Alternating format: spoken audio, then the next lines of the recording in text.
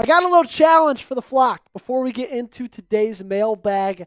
Who can comment the most on today's show? Whoever does it will get a shout out on Tuesday's live show. So if you want a shout out, if you want to prove you're the best watcher of the Ravens Rundown, best viewer that we've got, get down in the comment section. Who can comment the most? Do it right now.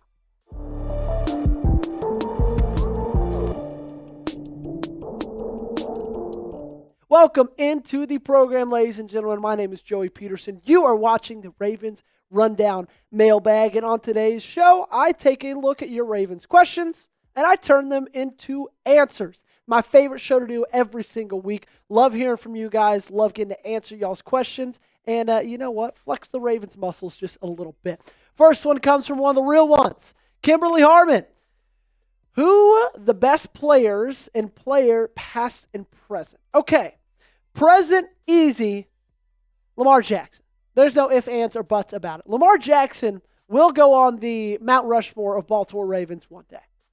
No matter what you think about him, no matter if he wins a Super Bowl or not, I know that's hard to believe. I think he's a Mount Rushmore player. I think Kyle Hamilton is going to end his days as one of the best players in this franchise as well, if you can keep him here. He is so dynamic. I can't say enough good stuff about Kyle Hamilton. In the past, obviously, Ed Reed comes to mind. Ray Lewis comes to mind. Joe Flacco got it done in the most important moments in the postseason. Those three guys come to mind. But it's mainly just those first two, Ray Lewis, Ed Reed, Lamar Jackson, and then maybe Flacco for that third on that Mount Rushmore. But you can't argue with Reed and with Lewis. Next up, Papa Shook. He says, will D-Hop have over 1,000 yards this season? I don't think so, Papa. Let me go to his stats over the last couple of years. He hasn't had a 1,000-yard season since 2023, so it's just 1 year removed, which isn't that crazy. But I just think the way this offense operates, the way that Lamar runs the football, the way that this team runs the football with Derrick Henry just in general, the weapons that you have in Mark Andrews and Isaiah Likely and Zay Flowers and Rashad Bateman, it's like there's only so many yards that can go around. I would be very surprised if DeAndre Hopkins has over 1,000 this next season. I think he's going to be a great addition. I think none of us are going to be upset with paying him $5 million, but 1,000 yards, that's a lot. I don't necessarily think that he gets there. Antonio Smith. We got him saying, which player in particular do you want the Ravens to draft? Personally, I hope we draft the guard from Alabama. I don't think Tyler Booker is going to make it to number 27, Antonio. If he does, I think that'd be great. I think in my dream scenario, Mike Green is a Baltimore Raven at the end of the day, either by Baltimore, trading up and making a move for him, or by him sliding down to number 20, which seems a little unlikely.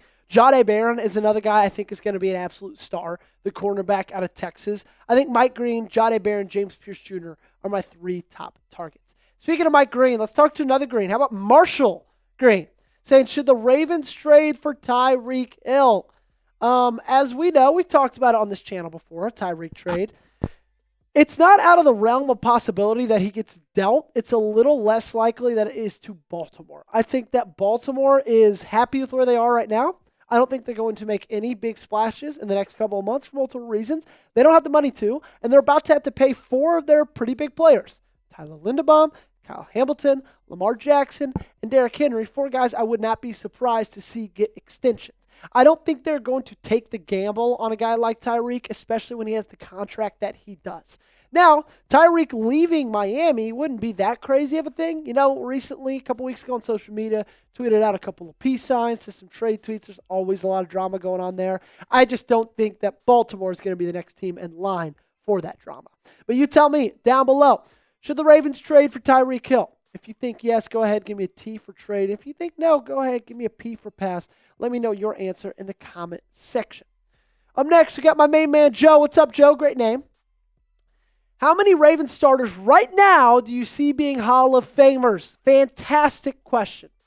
So, 2 undoubtedly. Lamar Jackson and Derrick Henry will be Hall of Famers. Not one single doubt in my mind. Another guy I think could get there is Tyler Linderbaum.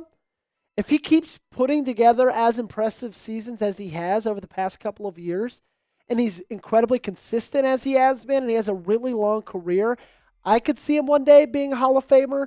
Another guy is, Kyle Hamilton. Sorry, blanking on his name. Kyle Hamilton is another guy I see being a Hall of Famer one day. I think he's the best safety in football. Just had over 100 tackles this past year, like 13 pass breakups. Dude's an absolute beast. If he can stay healthy and if he can put together another good 5, 6, 7 years of his career, maybe a little bit longer, I could see him. So that's 4. I don't think Zay Flowers will be, although I think he's going to be a good player. I don't think Roquan Smith will be, although I think he's going to be a good player. You got to remember, this is Hall of Fame. This isn't just, we'll retire and have a great NFL career. This is the best of the best. I think you got 2 definites, 2 maybes, and that's where I got right now. Up next, we got Core. Is Desmond Watson a realistic pickup since Pierce retired? That's a good question. I don't think so. I don't really want to touch Desmond Watson. That's a guy who, he's not going to be able to see the field much at all. He wasn't really at Florida. If you guys don't know who Desmond Watson is, he is under 400 pounds, Jack? Like 390, something like that. It's just absolutely massive defensive lineman from the University of Florida. I have higher graded interior defensive linemen than Desmond Watson. Let me just put it that way. But I don't necessarily think it's incredibly realistic. You know what is realistic? Getting a great deal with our friends over at Game Time. Game Time is the proud sponsor of today's video. They are the official ticketing partner of the Ravens Rundown, and the best seats, lowest prices guaranteed. What I love about Game Time is that they provide the easiest way to get tickets on short notice.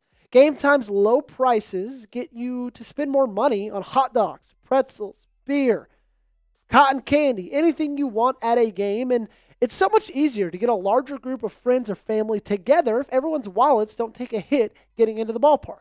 Game Time has an awesome feature. It's called Zone Deals. Game Time Zone Deals allow customers to purchase tickets for a general area of a venue rather than specific seats, offering potential discounts and flexibility for last-minute ticket buyers. With Zone Deals comes the potential for lower prices. Zone Deals can offer discounts compared to standard ticket listings, of course. Game Time is known for their last-minute ticket sales, and Zone Deals can be particularly useful for those looking for deals closer to the event. What I also love about Game Time is they got an awesome button. It's called Game Time Picks, and when you get the stadium overview, when you click into an event, you hit that Game Time Picks button right at the top of your screen in that middle picture, and that will filter out all the fluff, show you only the best deals, the best seats, the lowest prices guaranteed. Like you get the super deals. You don't want to pass up on a super deal, ladies and gentlemen. So take the guesswork out of buying tickets with Game Time. Download the Game Time app, create an account, and use code CHATSPORTS for $20 off your first purchase. Terms apply. Again, create an account and redeem code CHATSPORTS, CHATSPORTS for $20 off. Link to this promo is in the comments and description of today's video. Download Game Time today. What time is it? It is Game Time. Moggs with a great question says, are we sweating A-Rod to Pittsburgh? Quick answer, Moggs, is no. Now, I do think he's going to be a massive step up from Russell Wilson. I don't want to say massive step up. I don't think he's going to be a step up for what Russ was. And I don't think Russ was necessarily that terrible. I think their play calling was really bad. I think their offensive line was really bad. And that's mainly why I'm not sweating A-Rod, because they still have the same play caller, and they got worse on the offensive line, actually. They lost their starting left tackle, Dan Moore Jr., because he just went and got a bag from, I believe it was Jacksonville. And so I'm not necessarily sweating it as long as Arthur Smith's still calling plays, as long as you can get to the quarterback within 2 seconds like you can against the offensive line. I think A-Rod's going to struggle a little bit. Now, again, I do think he's going to be a bit of a step up, but I'm not necessarily saying, you know what, I'm shaking in my boots. I'm more shaking in my boots of their additions of Darius Slay and DK Metcalf. Those are far bigger, in my opinion. SC saying, what's your sleeper draft pick? Great question, SC. I really, really like David Walker, Central Arkansas edge rusher.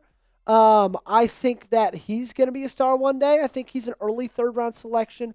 If Baltimore, reached in the late second round, be a little bit high for me, but I still think that he can turn into something really, really special. Antoine Powell-Ryland, edge rusher out of Virginia Tech, had 17 sacks this last season. I think he's probably my number one. Another guy to look for is Efton Chisholm, wide receiver out of Eastern Washington. He's a really interesting prospect to me. I think he could be really good as a kind of just slot option in the NFL.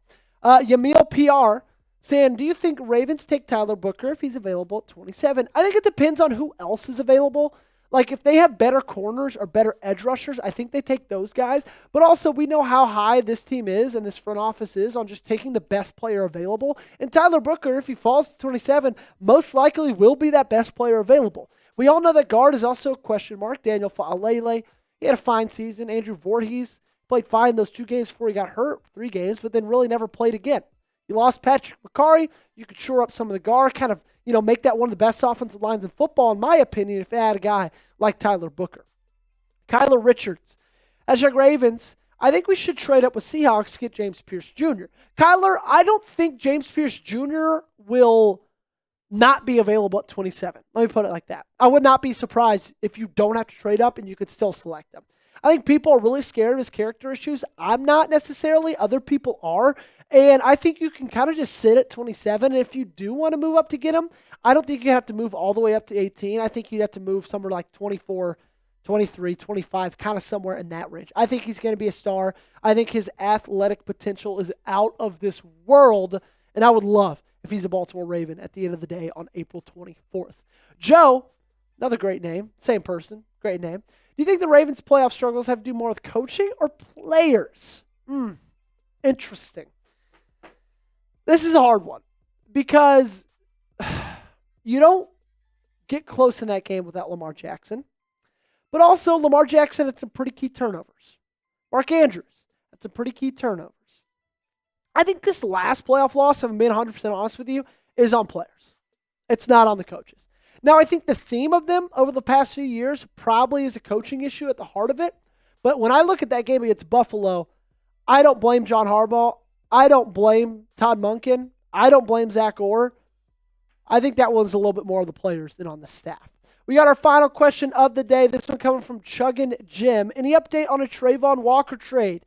I do have an update, Chuggin Jim. It's not a great one. Unfortunately, the Jacksonville Jaguars, they announced just the other day that they are exercising the 5th-year option on defensive end Travon Walker.